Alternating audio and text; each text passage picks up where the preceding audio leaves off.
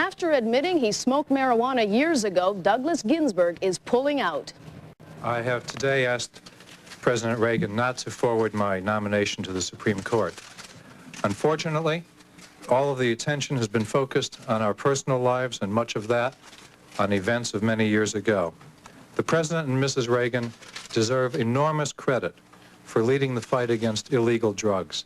I fully support their effort, and I hope that the young people of this country, including my own daughters, will learn from my mistake and heed their message.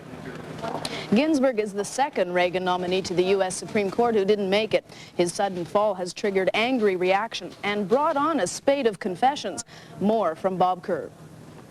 Ginsburg's withdrawal today immediately heightened an ongoing debate about the relevance of the private behavior of public officials. What do we want on the Supreme Court? Do we want to get a bright young person, get them through law school, then lock them in a closet for 25 years and pull them out and put them on the Supreme Court so there's nothing that they have experienced in their life or could know about?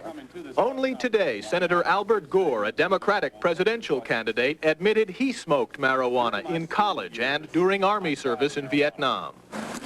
For approximately 15 years, I have not tried marijuana.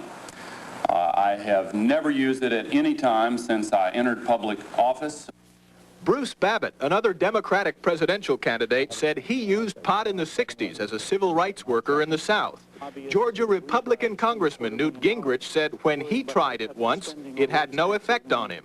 Even 68-year-old Senator Claiborne Pell, chairman of the Senate Foreign Relations Committee, said he tried marijuana once too.